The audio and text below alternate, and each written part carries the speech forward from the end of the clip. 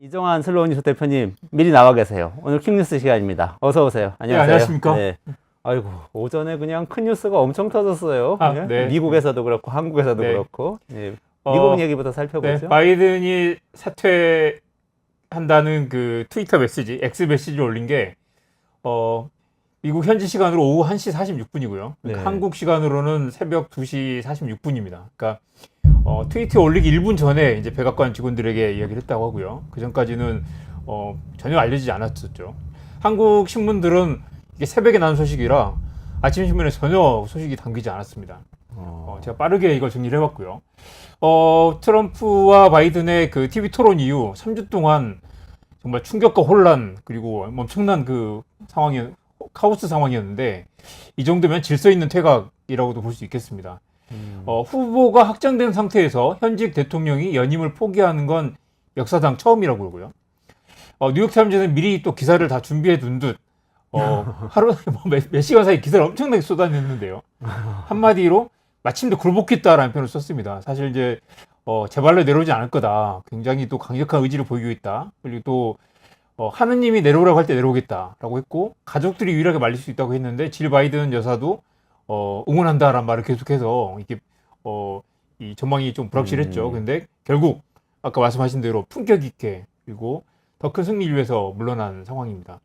8월 19일 전당대회를 한 달도 채 남겨두지 않은 상황이고요. 최근까지만 해도 미국 그 민주당 지지자들도 65%가 바이든이 사퇴해야 된다라고 말할 정도로 그리고 후원자들도 계속해서 이제 돈을 끊겠다라고 해서 이제 더 버틸 수 없는 그런 상황이기도 했습니다. 그러네요. 근데 이게 원래 바이든이 지금 코로나19 바이러스에 감염돼가지고 네. 집에서 뭐 휴식 중이라 격리돼 있다고 그런 보도가 네네. 있었고 네네. 그리고 마지막까지도 직원들도 사실 몰랐다는 얘기도 있고 또 마지막 아마 금요일 토요일 우리나라 뉴스 보신 분들은 네. 끝까지 간다 이렇게 얘기했던 거 맞습니다. 기억하실 것 예, 같아요. 예. 트럼프가 지난주에 총을 맞고 여론이 계속 악화되기도 했고요. 그리고 이제 여러 후보들이 찾아가지고 계속 이제 그 뭐 탄원을 내기도 했고 가족들에게는 토요일 날 이야기를 했다고 하고요. 카멀라 해리스 지금 부통령 자기 후보에게는 일요일에 몇 시간 남겨두고 통보를 했다고 합니다. 백악관 직원들은 충격에 빠졌고 민주당에는 좀 안도하는 그런 분위기고요. 뉴욕타임즈나 이제 워싱턴 포스트 같은 이제 상대적으로 좀 진보적 성향의 신문들이 또 강력하게 또 후보 교체를 요구해 왔는데 평생 공직에 헌신해온 그에게 어울리는 마침표 코다라는 표현을 썼고요. 트럼프가 결코 하지 않을 일을 해냈다. 자신의 자존심과 야망보다는 국익을 선택했다라고 엄청나게 지금 환호하는 그런 분위기입니다. 아, 그렇군요. 뉴욕타임즈 보니까 거의 네. 5분에 한 건씩 기사가 네. 계속 뭐 속보가 올라오던데 네. 진짜 뭐 사퇴론을 계속 펼쳤잖아요. 네. 뉴욕타임즈가. 그래 놓고 이제 준비를 해둔 듯이 막 기사를 쏟아내고. 이번에 보니까 정말 그 뉴욕타임즈 워싱턴 포스트는 막 거의 뭐 현장에 뛰어들어가지고 플레이어로 행동했다고 볼 수 있습니다. 그러니까 미국의 객관적 저널리즘이라고 생각했는데 또 이럴 때 보니까 네. 그게 아니고 확실한 또 주관이 있어요. 네. 그렇군요. 그러면 이제 해리스를 현직 네. 부통령이죠. 네, 네. 뭐 다음 대선 후보를 지지한다고 발언을 했잖아요. 그럼 네. 이제 포커스가 해리스한테 맞춰지게 되겠어요. 그러니까 사실은 이제 미국 대선이 좀 독특한 게 지금 이제 간접 선거라서 이렇게 이제 그 코커스와 이제 오픈 프라이머리를 거치면서 이제 그 대의원을 선정하는 거잖아요. 그래서 이미 지금 민주당은 대의원이 다 선정이 됐고 압도적인 지지율로 이미 지난 3월에 바이든이 민주당 후보가 돼 있는 상태죠. 돼 있는 상태인데 지금 갑자기 물러난다고 해서 갑자기 누구에게 후보를 던져줄 수 있는 상황이 아니기도 합니다. 그러니까 대의원들은 바이든을 뽑기로 약속을 한 상태. 그렇지만 해리스를 뽑지 않을 수도 있는 거죠. 그런데 지금 이제 어제 그 편지, 아까 말씀하신 트위터의 그 편지에서 해리스를 지지한다고 했고 그렇기 때문에 대의원들이 그래 나는 바이든을 지지하지만 해리스를 지지하지 않아라고 해서 돌아설 가능성도 있지만 전당대회까지 시간 한 달밖에 남지 않았잖아요. 그리고 네네. 사실 다른 후보가 없는 상태고 지난 몇 시간 동안 상황을 보면 다른 후보가 그러면 내가 하겠어라고 나오지도 않은 상태라서 자연스럽게 아마 해리스로 넘어갈 가능성이 크고요.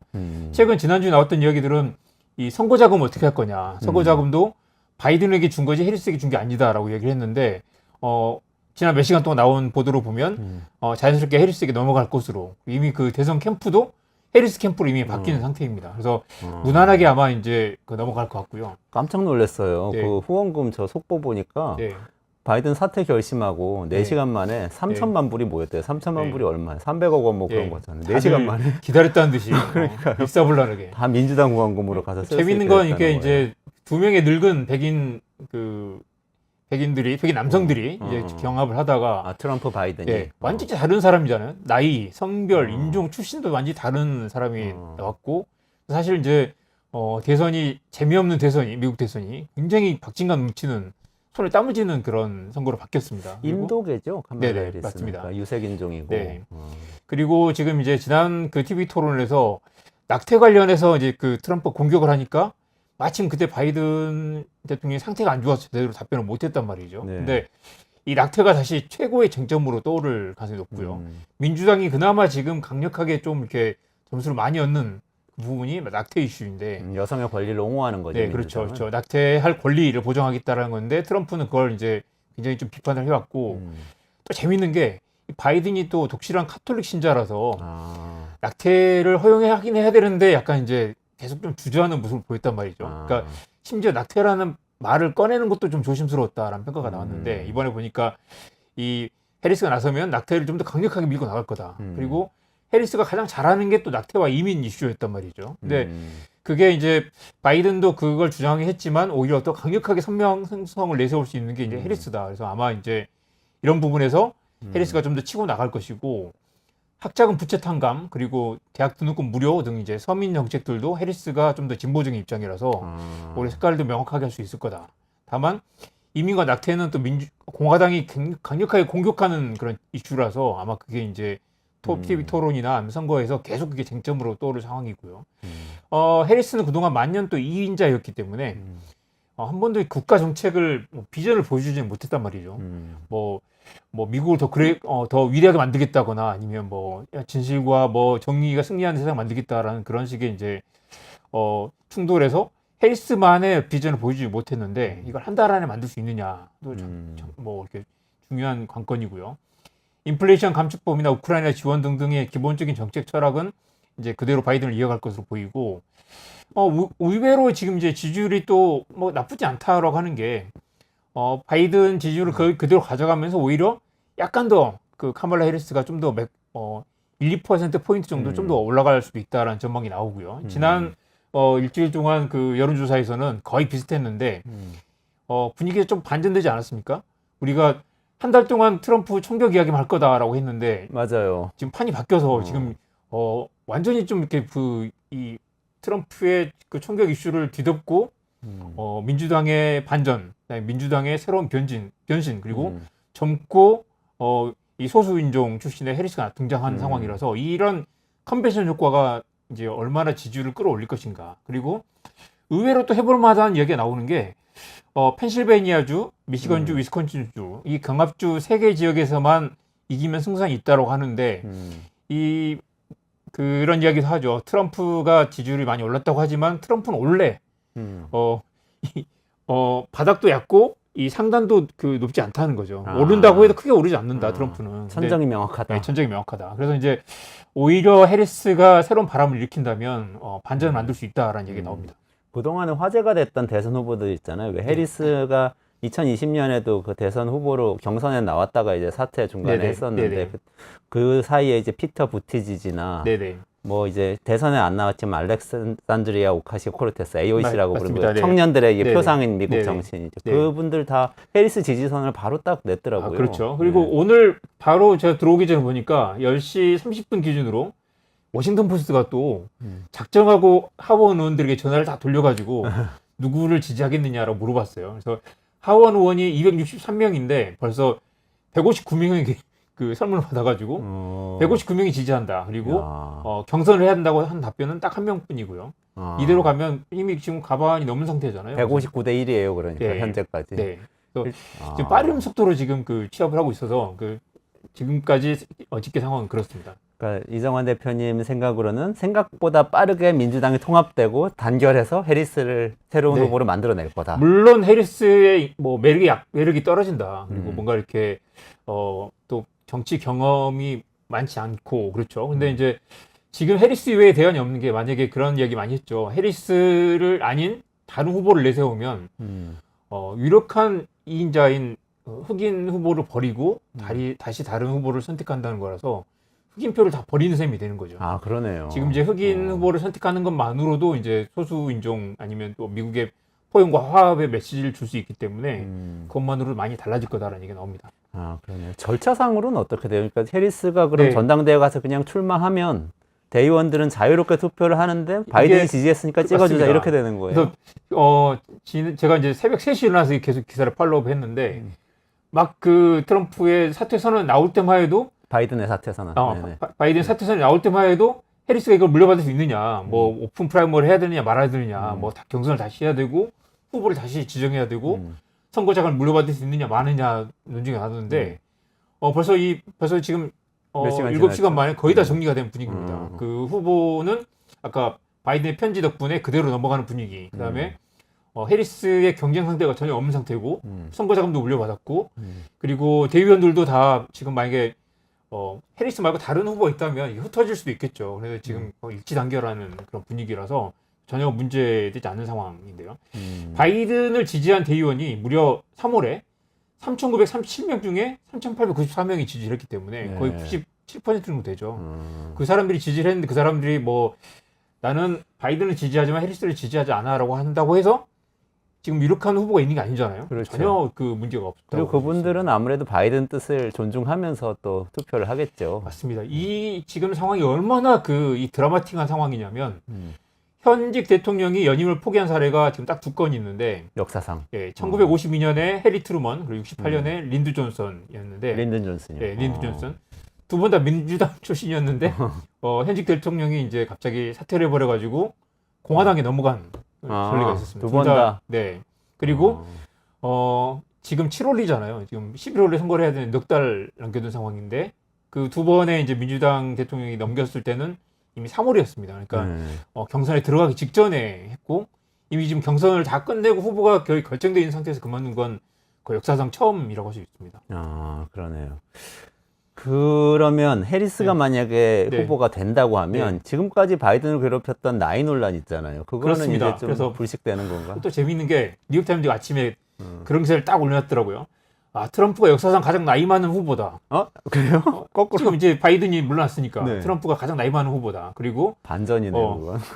우리 애라는 표현 안 썼지만 해리스 후보는 60세다. 그래서 나이가 18살이나 차이 난다라고 했고요. 네. 미국 대통령 평균 나이가 55세밖에 안 되더라고요.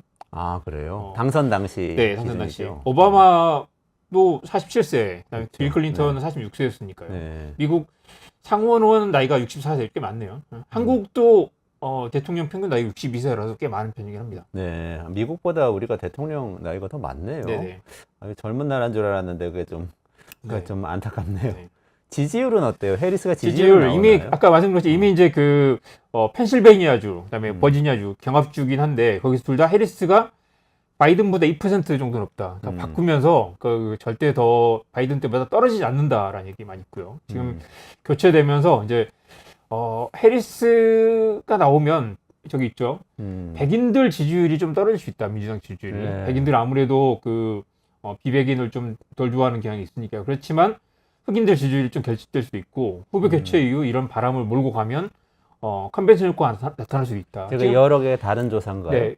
그 같은 기관에서 조사한 그 바이든과 해리스의 두 가지 시나리오인데 이 지난주 조사이기 때문에 지난주 조사인데 보면 CBS 같은 경우는 해리스가 좀 더 높죠. 그러네요. 그리고 MBC도 해리스가 좀 더 높습니다. 왼쪽이 바이든이고 오른쪽이 해리스의 가장 대결인데 이 해리스가 결코 뒤처지진 않는다. 그리고 그러네요. 저기는 개인적인 특성은 거의 반영이 안 됐을 것 같아요. 네네. 후보 되기 전이니까. 네네. 그리고 네. 이제 가상 대결이었지만 이제 해리스가 후보가 됐고 그다음에 이 미안하지만 늙고 노쇠한 바이든이 아닌 상대적으로 젊고 지금 새로운 바람을 불러일으키는 해리스가 왔을 때 분위기가 달라질 수 있다라는 관측이 나옵니다. 역사상 최고령 후보인 도널드 트럼프를 상대로 젊은 네, 해리스가 그렇습니다. 싸우는 구도가 돼버리네요. 그리고 네. 또 이제 유색인종과 백인의 대결이라는 그렇죠. 점도 그리고 있고, 역사상 사상 최초의 또 여성 대통령이 될 수 있는 기회죠.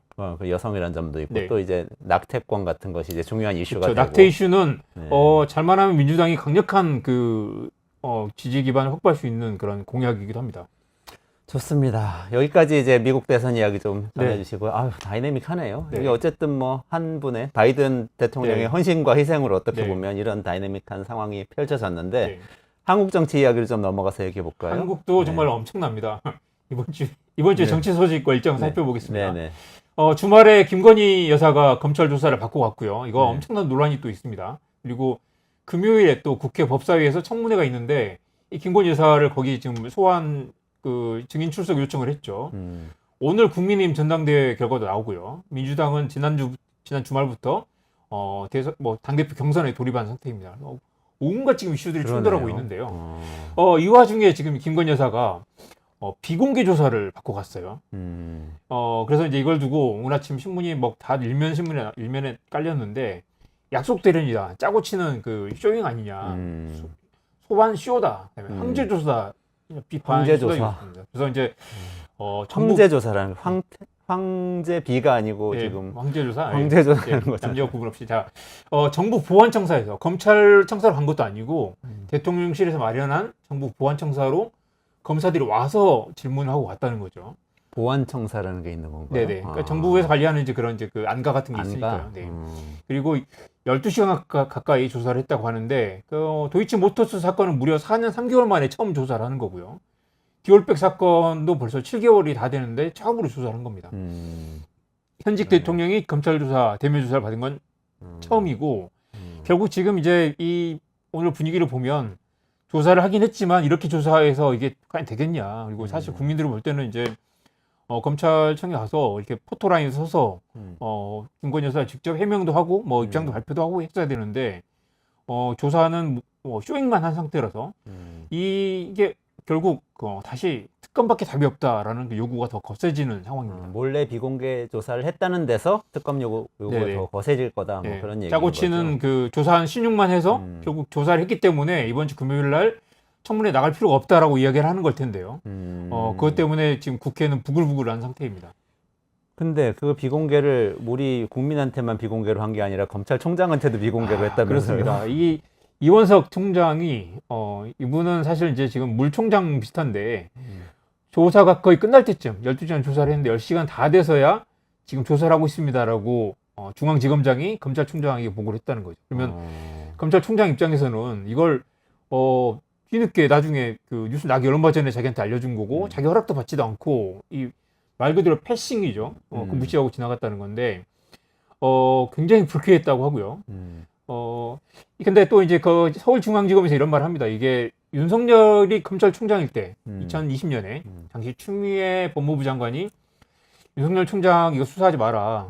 당신 부인 관련된 일이니까 그때 수사 배제 지시를 했는데 법무부 장관 수사 지휘를 한 거죠. 이거 너 빠져라라고 했는데 그 이후로 빠져라는 상태로 다시 돌아오지 않았기 때문에 검찰총장이 권한이 없다라고 핑계를 대고 있습니다.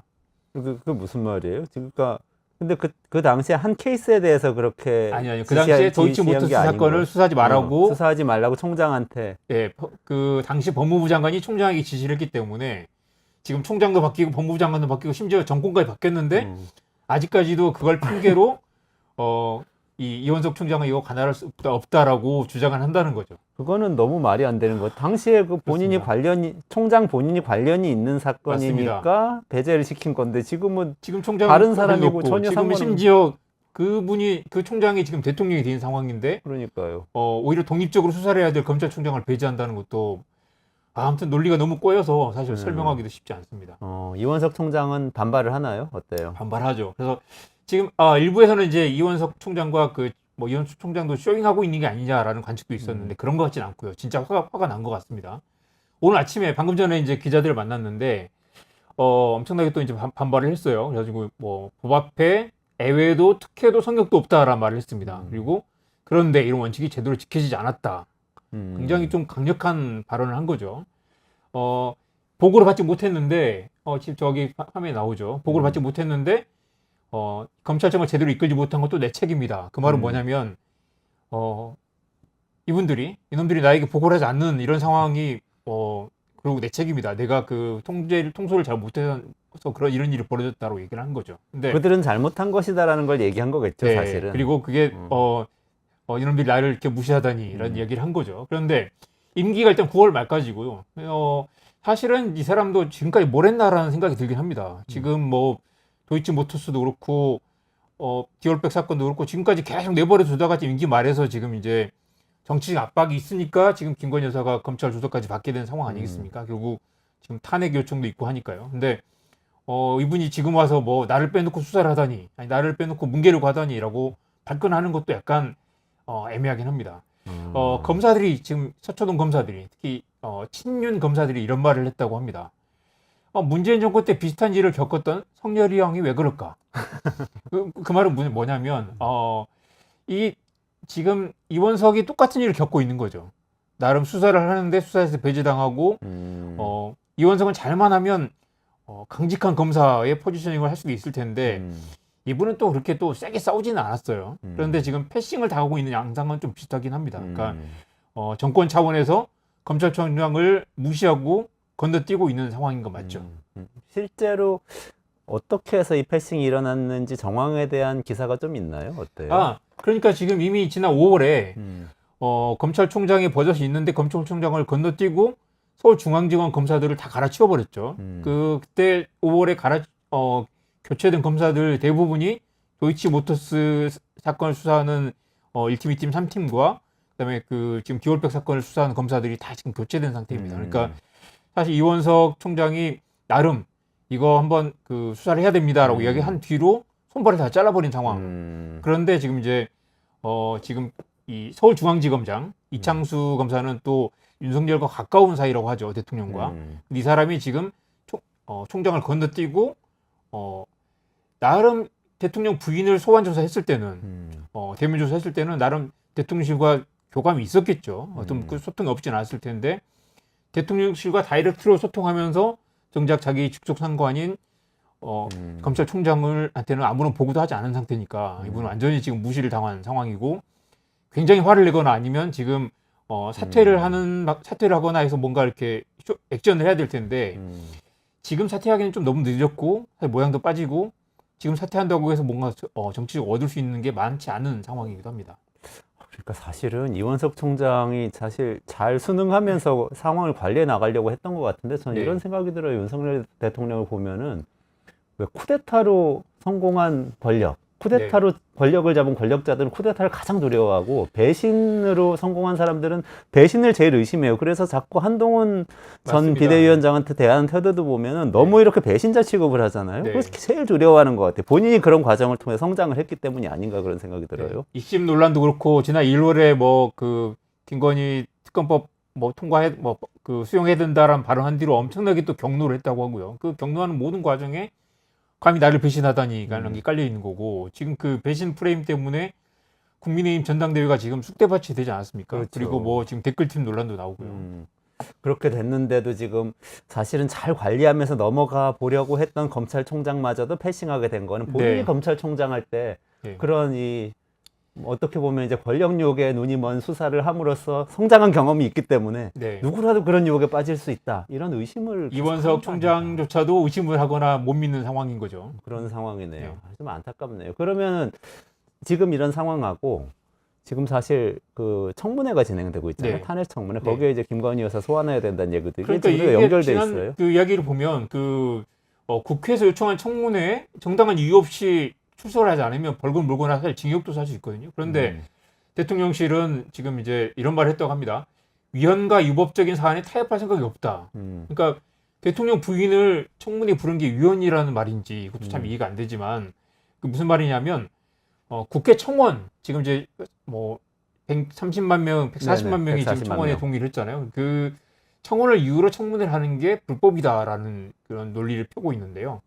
이게 이제 보니까 2020년 문재인 정권 말기에도 문재인 정권 중반에도 그 탄핵 청원이 10만 명이 넘은 적이 있었습니다. 근데 그때는 20대 국회가 임기 만료되면서 이걸 논의를 하지 못했죠. 그렇기 때문에 국회 청원을 이유로 청문회할 수 없다라는 주장은 일단 설득력이 좀 약한 상황입니다. 근데 대통령실 관계자 이런 말을 했다는 건 김건희 여사는 출석하지 않을 거다라는 걸 이미 사실상 선전포고를 한 상황이고 민주당이 주도한 이 청문회에서 핵심은 김건희 여사와 최은순 그 장모를 불러다가 뭔가 물어봐야 되는데 그 알맹이가 빠져 있는 상황이죠. 그러네요. 거기 출석하지 않기 위한 어떤 명분을 만드는 과정으로서 비공개 검찰 조사를 한 것일 수도 있다. 지금 이렇게 연결할 수도 있겠네요. 맞습니다. 이미 그 조사를 했고 검찰 조사에서 뭐 어떤 결과 나올 거니까 지켜보자. 그리고 검찰이 수사를 하고 있는데 무슨 특검이냐라는 식으로 이제 논리를 펼 수 있겠죠. 알겠습니다. 아유, 시간이 많이 갔는데 민주당 얘기로 잠깐 넘어가서 네. 짧게 좀 네. 정리해 주시면 좋겠습니다. 민주당 경선도 진행 중이잖아요. 지금 민주당과 조국혁신당 조국혁신당. 둘 다 이제 네. 그 당대표 지지율이 압도적으로 조국혁신당 99%고요. 민주당 이재명 후보 지지율은 94%. 지금 이제 한 달 동안 계속 이제 나눠서 그 경선을 할 텐데 재밌는 건 이변이라고 할 수 있는 건 정봉주 전 의원 지금 이제 공천도 받지 못한 이 의원이 8명의 최고위원 후보 가운데 압도적인 1위를 기록하고 있습니다. 그래서 정작 김민석 의원 등 이제 친명계 후보들이 부진한 모습을 보여서 당혹해하는 그런 분위기도 있고요. 어떻게 보면은 이 당원들의 마음을 조금 엿볼 수도 있는 그렇죠. 그런 민주당이 느낌이 있네요. 지금 그 이재명으로 우리 어대명, 확대명이라는 말도 하죠. 확실히 대표는 이재명이라는 말도 하는데 내부적으로는 이제 그런 그 견제하는 분위기도 깔려 있다. 또 한편으로는 또 정봉주 의원은 또 워낙 사고를 많이 쳤잖아요. 쳤지만 여전히 또 강성 팬덤들 중심으로 또 뭉치는 그런 분위기가 있다는 거죠.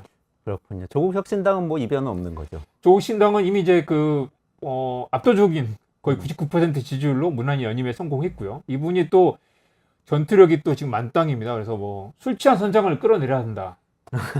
대통령 얘기. 예. 탄핵과 퇴진을 위한 모든 방안을 강구하겠다라고 막 엄청난 지금 그 강성 발언을 쏟아내고 있습니다. 아, 그렇군요. 경제 뉴스 짧게 한 두어 가지만 살펴볼게요. 네. MS발 클라우드 대라는 뭐 많이 뉴스가 나왔고 깊게 분석은 해야 될 텐데 네. 낡은 시스템의 역설 뭐 이런 얘기도 그렇죠. 있더라고요. 뉴욕 지하철이 멀쩡했다라는 얘기 나오고요. 네. 샌프란시스코 교통국도 전혀 피해를 입지 않았는데 아예 인터넷이 연결이 안 돼 있었다고 합니다. 아, 그래요? 이제 뉴욕 그리고- 지하철 맞아요. 엄청 그리고 낡았는데. 최신 소프트웨어를 쓰지 않거나 업데이트를 안 됐기 때문이기도 하고 중국은 또 MS 점유율을 계속 낮추고 있다고 하고요. 지금 이제 이번 사건의 교훈은 뭐 미국에 보면 막 그 비행기도 못 뜨고 막 난리가 났죠. 네. 블루스크린 뜨고요. 근데 네. 이게 이제 소수의 빅테크에 의존하는 이 초연결 시대의 취약선이다. 그리고 아무리 그 최고의 기술이라고 하더라도 단일한 플랫폼에 의존하는 게 굉장히 위험하다라는 그런 반성을 하게 됩니다. 한국 기업들은 상대적으로 국산 클라우드를 병행해서 쓰도록 그 정부 규제가 있었기 때문에 네네. 거의 피해가 뭐 많지 않았습니다. 아, 그렇군요. 요거는 나중에 깊이 한번 살펴보도록 하겠습니다. 네, 상속세는 인하하겠다고 계속 정부에서 드라이브를 거는 거죠? 네네. 그 민주당도 사실 이제 일괄 공제 상향 그리고 좀 이제 그 비율을 낮춰주자라는데 동의를 하고 있어서 어느 정도 논의가 진척될 것 같은데요. 최고 세율이 뭐 OECD 가장 높다라는 얘기도 했는데 OECD 최고 세율은 26%고요. 한국은 60%입니다. 꽤 높고 이 50%입니다. 그래서 이제 그 세금 내다가 뭐 기업 상속권을 기업 경영권을 뺏긴다라는 얘기도 많이 있었고 그렇죠. 지금 그림을 보시면 그런데 눈여겨보실 부분이 있습니다. 상속세는 한국이 좀 높은 편이에요. GDP 대비 전체 비중에서 네네네. 0.7%니까 뭐 다른 나라보다 꽤 높고요.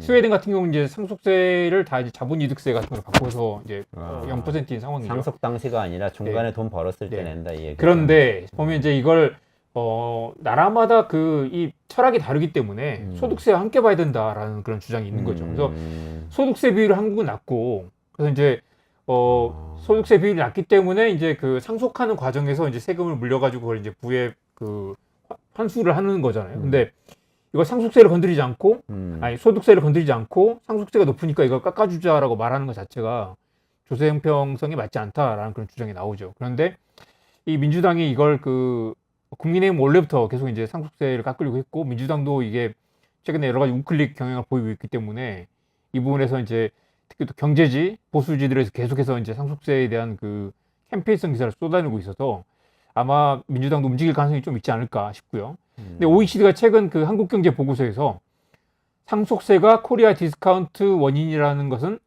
근거가 없다라고 지적을 했습니다. 아까 그래요? 그런 이유에서 그렇죠. 하긴 그러네요. 그러니까 개념적으로 생각해 보면 상속세라는 거는 소득세를 뒤에 내는 게 상속세네요. 맞습니다. 벌어서 모아놓은 걸 나중에 돌아가셔서 물려줄 때 내는 게 상속세고 벌었을 때 내는 게 소득세고. 그렇습니다. 정말 답답한 게 이런 상속세 논란도 그렇고 종부세 논란도 그렇고 이게 단일 세금 기준으로 해서 뭐 깎자 말자 아니면 폐지하자 말자라는 얘기가 나오는데 이게 국가 전체 세금 플랜을 새로 짜야 되는데 그러니까 이번에 저희도 취재를 해보니까 종부세는 지금 국세고 뭐 그 이 부동산 관련 세금이 뭐 양도소득세랑 뭐 여러 가지 5가지로 쪼개져 있어가지고 이 세금의 출소나 뭐 이제 이 지출도 다 나눠져 있고 해서 여러 가지 뭐 이렇게 충돌이 있는데 그랜드 플랜을 세우는 그런 정치적 그 상상력이 없다라는 생각을 많이 하게 됩니다. 아, 그러네요. 윤석열 정부가 특별히 더 그런 것 같기도 해요. 이게 정책을 너무 정치적으로 접근을 하면요. 네. 그러면 아이템에 집중을 하게 되고 전체 전략을 얘기를 안 하게 되는데 네. 좀 그런 경향이 있는 것 같아서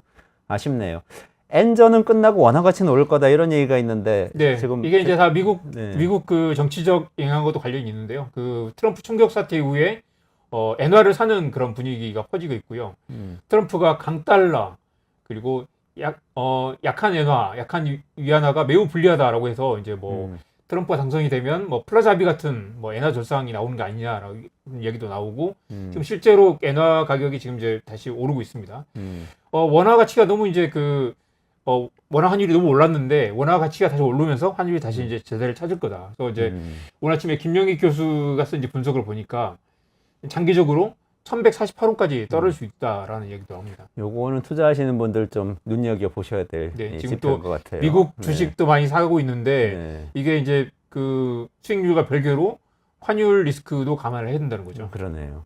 마지막으로 요거 하나 말씀 주시면 네. 좋겠는데 주말에 그 손석희의 질문들이 화제였던 것 같아요. MBC에서 또 이거- 유시민 씨가 또 등장해가지고 네, 우리나라 언론에 대한 이야기를 많이 네. 나누는데 어떻게 보셨어요? 일단 유시민 씨는 정말 뛰어난 그 농객이고 뛰어난 그 한때 누구나 유시민 책을 뭐 탐독했을 정도로 뛰어난 분인데 이분이 이제 여러 가지 좀 그 트라우마가 좀 있으신 것 같다라는 생각을 많이 했습니다. 다 맞는 말씀이에요. 그래서 이제 유튜브 언론을 믿을 수 없으니 유튜브로 간다. 그리고 언론 인터뷰를 하면 몇 줄 안 나오는데 그건 내가 한 말이 아니다. 유튜브에서 1시간짜리 이 대담을 하면 400만 명이 보더라. 실제로 그 매불쇼가 420만 명을 찍었더라고요. 국민들이 뭘 더 믿겠냐. 이 말은 또 맞는 것처럼 들리죠. 그런데 그래서 국민들이 언론을 보지 말고 유튜브로 가야 된다라고 말하는 것 아니면 또 원하는 방송을 찾기 위해서 유튜브를 찾는 쪽으로 가서 언론을 망했다라는 식으로 말하는 것 자체가 너무 이렇게 이분법적으로 보이는 게 아닌가라는 우려도 있었습니다. 그래서 주류 언론이 하지 못하는 걸 유튜브가 한다. 이 말씀도 어느 정도 일리가 있는 게 디올백 논란만 해도 서울의 소리라는 이제 유튜브 채널에서 나온 그 논란이었죠. 그리고 네네네. 사실 처음에 한 달 가까이는 주류 언론에서 대부분 다 그걸 뭉갰습니다. 약간 함정 취재기도 하고 약간 이제 전통적인 취재 기법은 아니라서 뭉개다가 나중에 이슈가 되니까 언론이 뒤늦게 따라갔죠. 유시민 씨의 또 마지막 이제 또 불만은 언론은 왜 민주당 정부만 비판을 하고 보수 정권이 되면 야들야들해지는가. 실제로 이거는 어느 정도 많은 국민들이 실제로 그렇게 생각하시는 분들이 많은 것 같아요. 지금 뭐 대통령실 불려가서 뭐 계란말이 먹으면서 행복해하는 그런 기자들이나 문재인 정권 때는 뭐 그런 말도 했었죠. 뭐 무슨 자신감으로 이렇게 뭐 하시냐. 근자감. 네, 근자감이냐 하는 말도 했는데 이 또 이제 김희원 지금 한국일보 뉴스 스탠다드 실장이 이제 그 토론회 대담자로 왔는데 이분도 엄청나게 지금 이제 비판을 받고 있더라고요. 그런데 일정 부분 상당 부분 맞는 말도 있기도 하고 주류 언론에 문제가 없는 건 아니지만 좋은 보도도 많았다. 지금 최상병 관련 보도들도 주류 언론의 특종으로 많이 진실을 밝혀주고 있지 않느냐. 그리고 언론이 늘 이 보수 언론에 더 약한 것 같지만 그래도 언론이 이 비판과 탄압을 받으면서도 역할을 하고 있다. 그리고 제가 이제 어제 보면서 생각했던 건 그 유시민과 김의원의 대담에서 빠져 있는 부분은 그런 부분인 것 같아요. 언론사라는 건 단일한 주체가 아니고 한겨레만 해도 수많은 이 기자들이 의견이 다 다르거든요. 그리고 막 뉴스토마토도 다 다릅니다. 뉴스토마토 다르고 조국 사태 때만 해도 내부적으로도 서로 싸우고 총질도 하고 막 그랬거든요. 근데 그런데다가 이 또 한국 언론 전체를 보면 이 언론이란 게 서로 베껴쓰기도 하고 받아쓰기도 하고 또 서로 참조하기도 하고 누가 치고 나가면 따라가기도 하고 심지어 서울의 소리가 디올백 사건을 터뜨리니까 그걸 중심으로 계속해서 뉴스가 가지 않습니까? 일부 언론은 뭉개기도 하고 일부 언론은 좀 더 편향적이기도 하겠지만 한 사회 전체로 보면 모두가 다 싸우면서 진실로 다가가는 과정이다. 물론 그 과정에서 이 정말 실망스러운 부분도 있고 문제가 많은 언론도 있겠지만 결국 저널리즘의 기본 근간을 지키는 게 민주주의가 발전한 길이다라는 생각을 하게 됩니다. 알겠습니다. 저는 그 유튜브 알고리즘이라는 또 변수가 있잖아요. 그 알고리즘에 대해서는 사실 두 분 다 정확하게 이해를 못하고 계신 거. 우리는 띄워주는 것을 사실 볼 뿐인데라는 네네. 생각을 하면 그 다음 논의가 진전될 수 있는데 그거는 끝까지 못 간 것 같아요. 마지막으로 유시민 전 이제 그 이사장 그런 말을 했죠. 이제 유튜브에는 내가 정말 좋아하는 것들이 많이 뜬다. 이분이 이제 그 알고리즘이 자기에게 그 딱 맞는 걸 보여주기 때문이겠지만 실제로 지금 유튜브 알고리즘의 문제는 이른바 사이버 레카 문제도 있고 그렇죠. 관종도 많고 그다음에 온갖 그 이 혐오와 차별 그다음에 뭐 옛날 타진요, 가세연 등등의 뭐 그런 사람들 온갖 그 이 문제가 되는 정보들이 많죠. 그것과 비교해서 언론이 뭐 그렇다고 완벽하게 언론은 뭐 그 바른 이야기만 하고 정론 보도만 한다고 할 수는 없겠지만 언론이나 유튜브나 다 우리가 골라가면서 봐야 된다. 그리고 그 과정에서 우리는 진실을 찾기 위한 그 독자들의 노력이 중요하고 진실을 가려내는 그런 그 현명한 그 민주주의 토론이 필요하다라는 생각을 하게 되는데 그렇기 때문에 언론은 썩었고 유튜브에 진짜 진실이 있다라고 말하는 그 이분법에는 동의하기 어렵고요. 어제 그렇죠. 네. 그 김의원 실장이 이런 말을 했는데요. 정의는 겨우 힘들게 이기는 것이다. 진실은 가까스로 밝혀지는 것이다. 그 노력을 기자들이 하고 있다라는 말을 했는데 이것 때문에 엄청 또 비판을 받았어요. 뭐 기레기가 뭐 하네라는 얘기를 했지만 기레기가 많지만 그래도 언론 보도를 통해서 우리는 진실로 다가간다. 그리고 우리는 민주사회의 시민들은 그 진짜 언론 좋은 보도를 가려내는 그런 능력이 필요하다라는 말씀을 드리고 싶습니다. 알겠습니다. 그리고 유시민 선생님께 제가 말씀드리고 싶어 예전부터 책을 많이 읽어서 선생님인 것 같은데 저는 말씀드리고 싶은 게 400만 명이 본다면 400만 명한테만 보이는 거거든요. 나머지 4,600만 명한테는 영원히 보이지도 않는 알고리즘이라는 게 유튜브 알고리즘. 그거를 잘 모르시는 것 같아요. 그러니까 이게 공중파라면 어쨌든 여러 성향의 다양한 사람한테 본인의 얘기가 계속 전달되는 반면 요거는 편향이 있다. 여기까지 일단 얘기를 해야 될 것 같아요. 긴 얘기지만 다음번에 슬로우 뉴스 시간 목요일날 또 있으니까 더 긴 얘기 나누도록 하시죠. 네, 이정환 대표하고 같이 퀵뉴스 진행했고요.